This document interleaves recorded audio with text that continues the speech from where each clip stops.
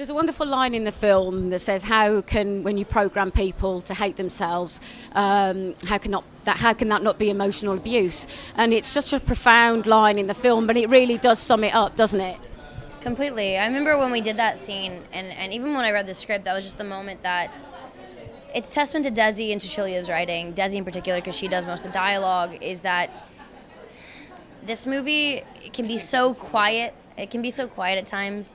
Either way, it can be so quiet. You kept it though, so it can be so quiet at times, but it's so poignant when it needs to be. And that's how life is. You never expect those poignant moments to happen, but they happen in moments when you just say one sentence and it sums up the exact feeling in which the world in which you are. I mean, the film is very much obviously about adolescents and finding themselves and being inhibited. So as a director, how did you direct your actors to at least give them some freedom to express themselves? I got out of their way. I feel like I created a nurturing environment where they could bring themselves to the table, where they could take risks, where they knew their crew intimately and they knew me intimately. And you take the temperature as a director. Some actors need support and hand-holding. Some people do not want that and feel stifled by it. And the first week is always the trickiest one because you're kind of feeling like, all right, what does each person need? So my job is to take the temperature constantly and, like a good parent, kind of feel out, all right, what's needed, what's not needed. And with Chloë, she came prepared and was ready to express herself. And a lot of this work is her. She brought herself to the table, she brought a character to the table, and especially when it came to the sex scenes, she was very much in charge and very much had her own point of view there. And I was really proud and excited to be a part of that.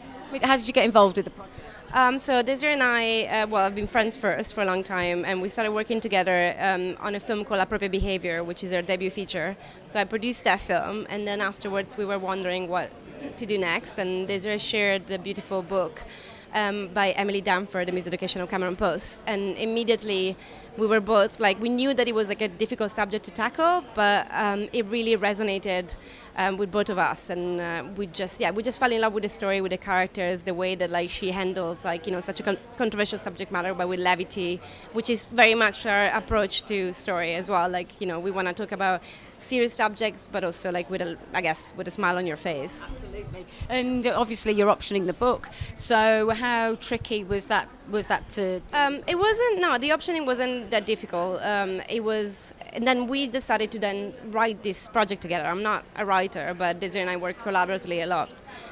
So I guess that the most difficult part, was the initial adaptation. The book covers the story of Cameron from when she's 12 and loses her parents until when she's 16. But we decided, Desiree had already kind of a clear story in mind that focused on the last part of the book, which is what she sent to this conversion therapy center. So the first draft, you have this beautiful material at hand. You want to make justice, but you need to make it your own. And Emily was amazing. She was super collaborative. She read a couple of drafts and she just let us run with it, which was perfect. And an amazing cast as well. I mean, really talented young actors, aren't they? Yeah, it was incredible. I mean, we just, we're casting for a while, and we just never really imagined that Chloë we could reach to the stars in that sense. And she was at a point in her career where she was looking for something different, and she actually kind of sort of came to us, and it was just the perfect combination. She's incredibly, and Sasha Lane is fantastic. Forrest is just like a firecracker. So